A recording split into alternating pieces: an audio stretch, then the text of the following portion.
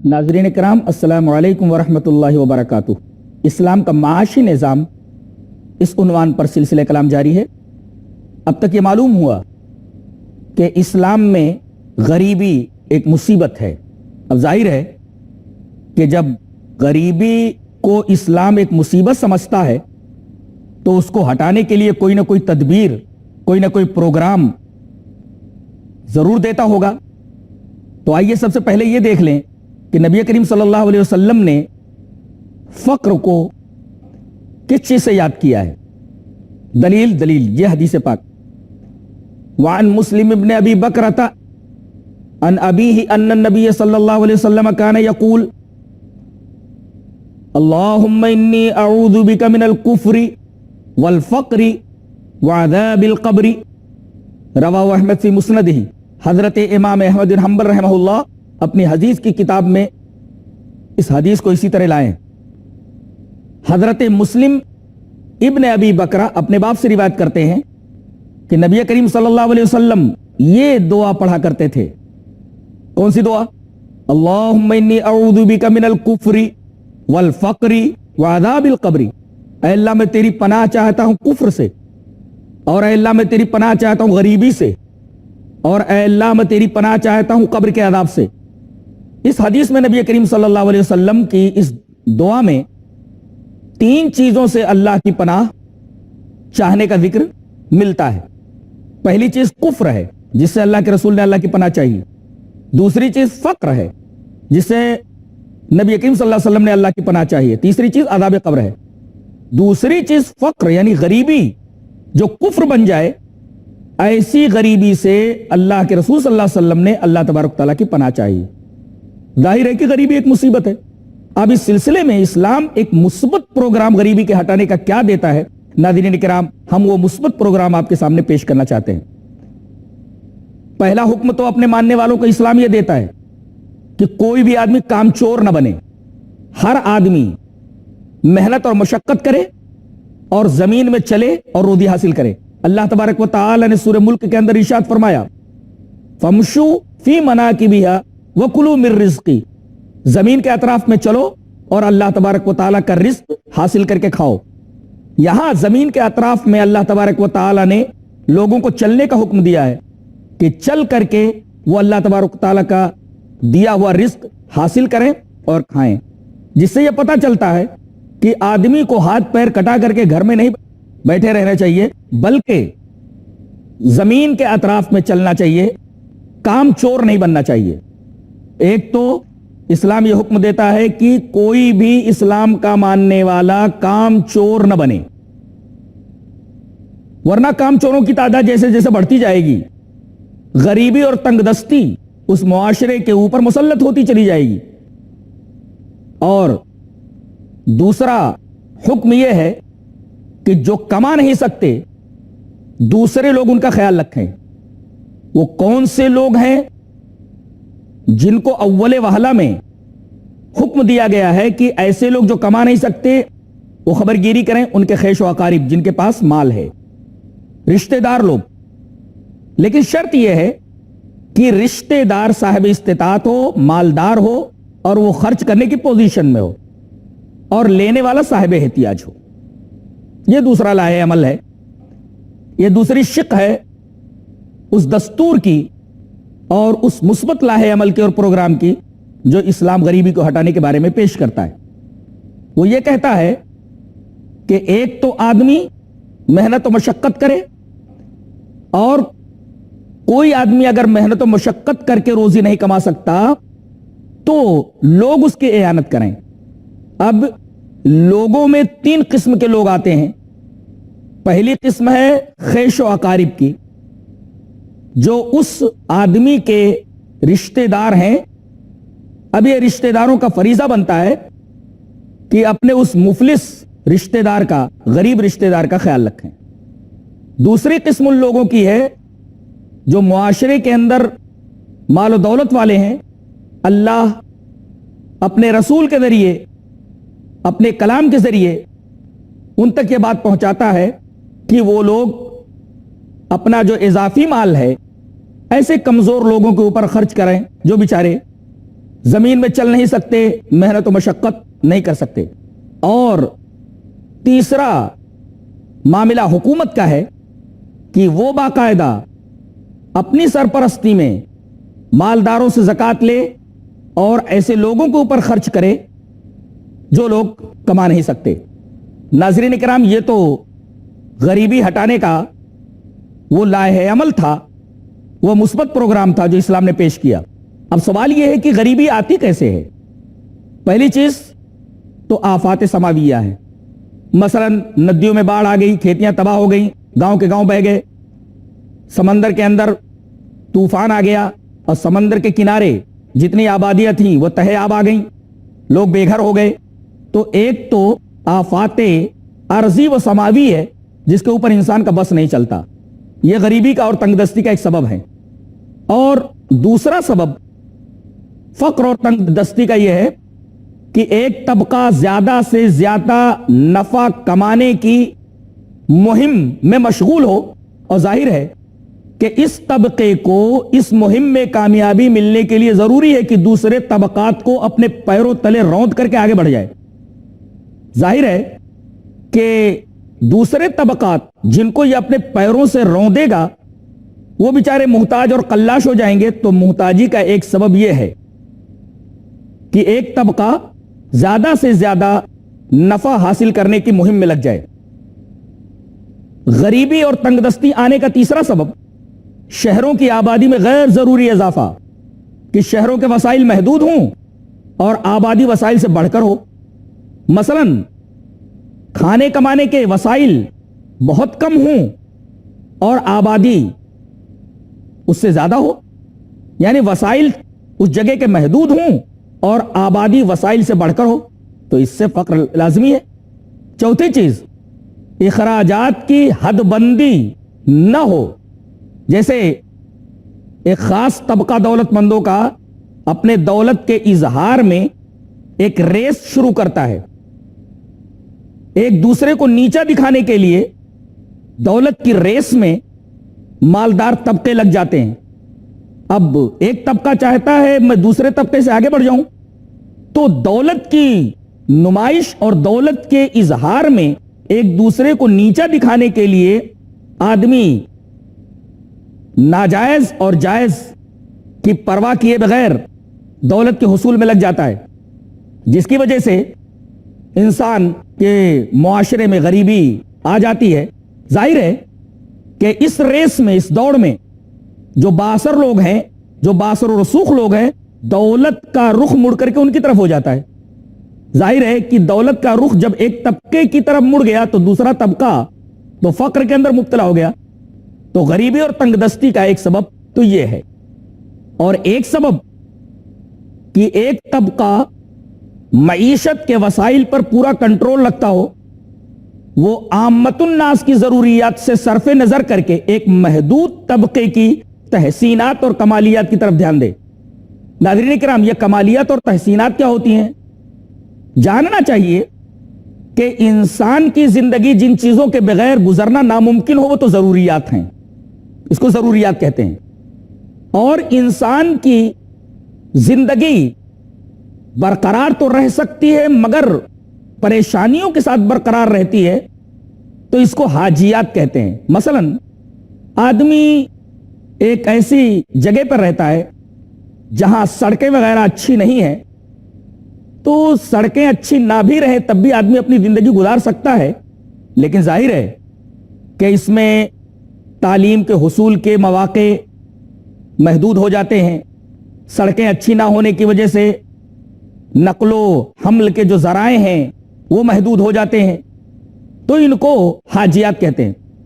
और कमालियात और तहसीनात कहते हैं कि आदमी एक मकान बनाता है और मकान में हर तरीके की सहूलियात फराहम करने की कोशिश करता है, इसको कमालियात और तहसीनात कहते हैं। तो आमतुन नास की जरूरियात और हाजियात की तरफ तवज्जो ना दे करके एक मखसूस तबके के तहसीनात और कमालियात की तरफ वो तबका ध्यान देने लगता है जिसका वसाइल के ऊपर कंट्रोल हो जाता है या कंट्रोल होता है। फक्र इस रास्ते से भी आ जाता है।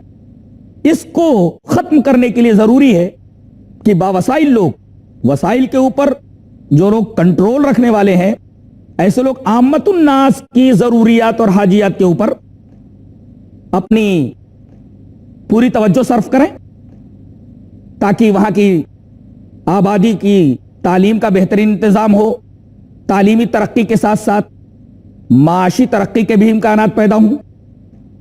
तो ये उस चीज को खत्म करने के लिए जो गरीबी लाने का सबब है, इस्लाम ने इसकी तरफ हमारी तवज्जो मबजूल कराई है। अगर आदमी दौलत को गर्दिश में न लाए तो दौलत एक तरफ जुड़ जाती है और दूसरी तरफ लोग गरीब से गरीब होते चले जाते हैं। एक तरफ तो लोग अमीर से अमीर होते चले जाते हैं, दूसरी तरफ लोग गरीब से गरीब होते चले जाते हैं। इस तरह मुआशरे के अंदर जो दौलत का तवाजुन है वो पूरी तरह बिगड़ जाता है। और इस्लाम चाहता है कि मुआशरे के अंदर दौलत का तवाजुन बरकरार रहे, और जब तक किसी मुआशरे के अंदर दौलत का तवाजुन बरकरार रहता है, माशी खुशहाली वहां मौजूद रहती है। छोटे से वक्फे के बाद हाजिर होते हैं इंशाअल्लाह।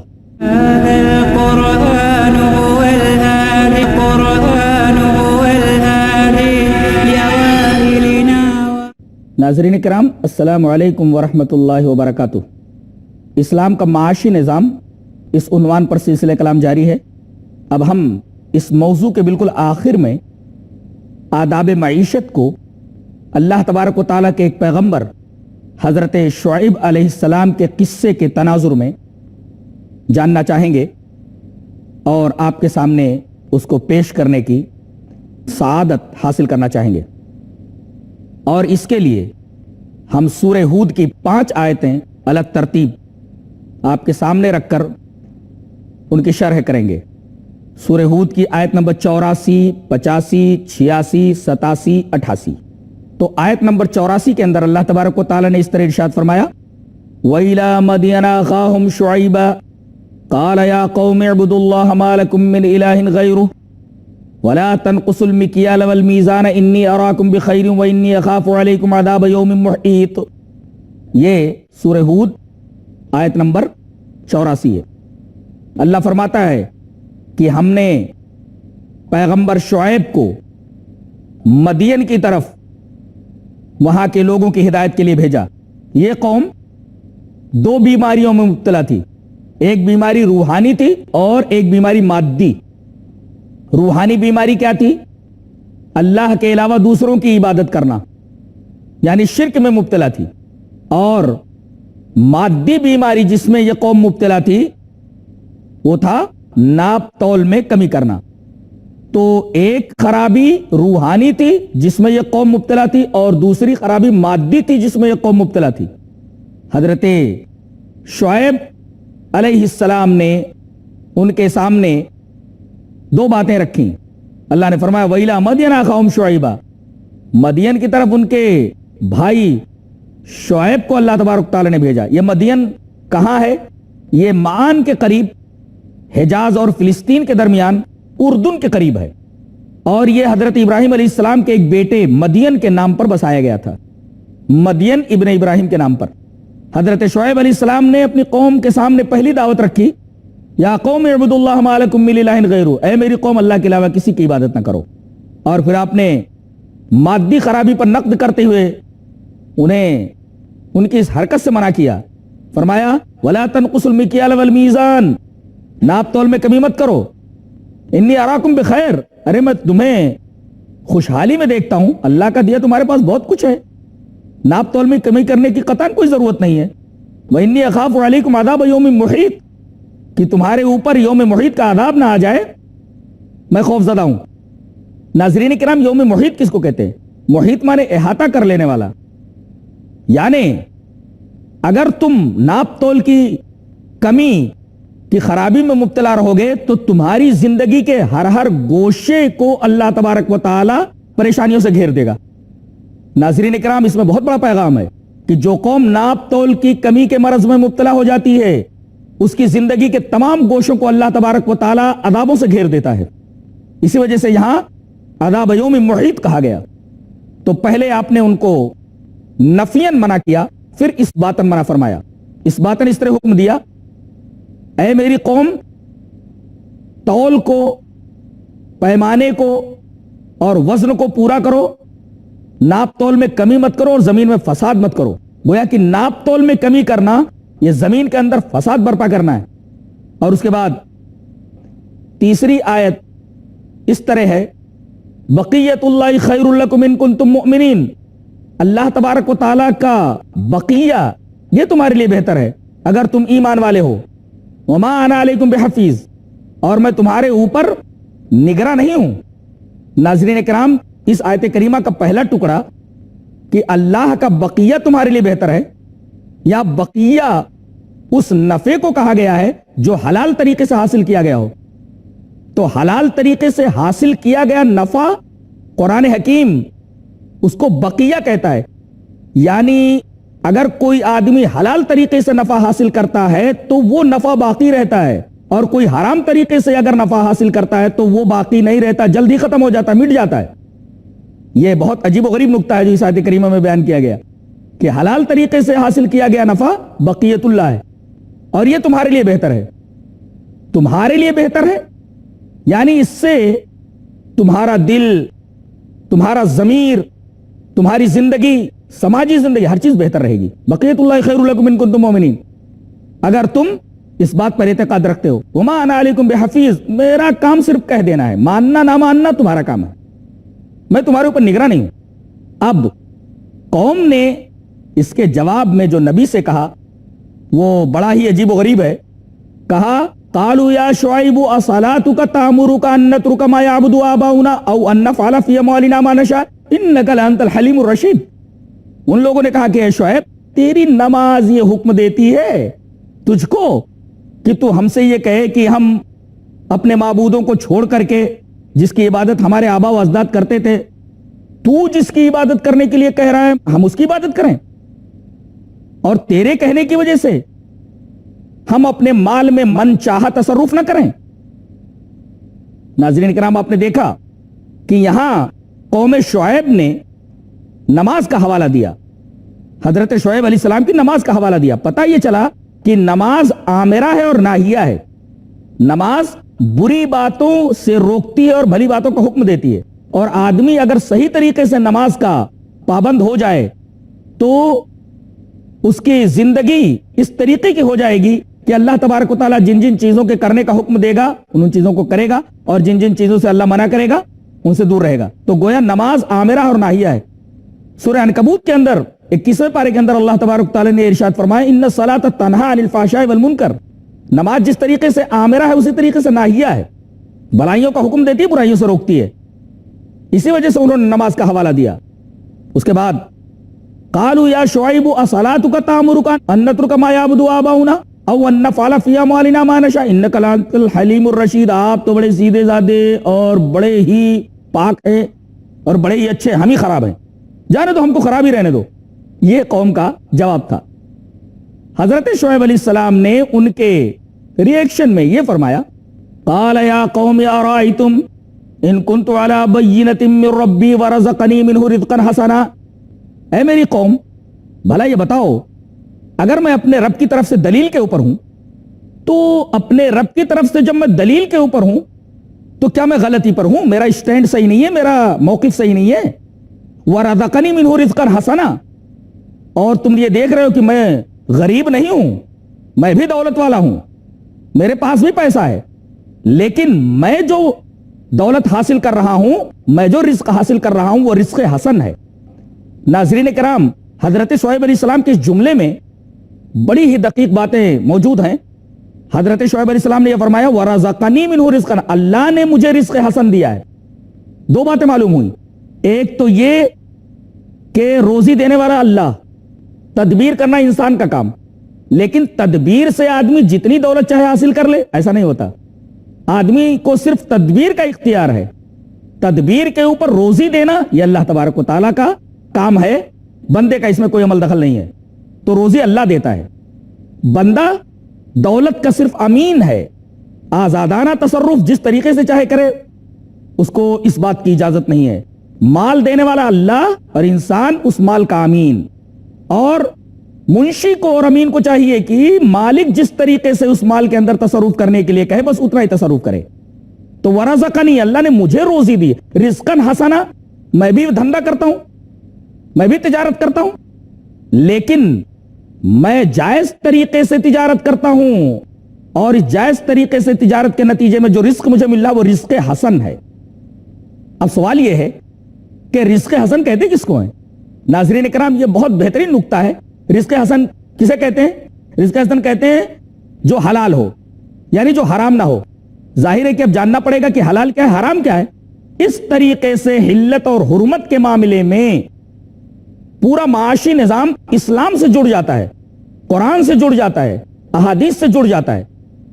حضرت شعیب یہ فرما رہے کہ اللہ نے مجھے رزق حسن دیا ہے، تو یہ سوال فطری طور پر پیدا ہوتا ہے کہ رزق حسن ہے کیا؟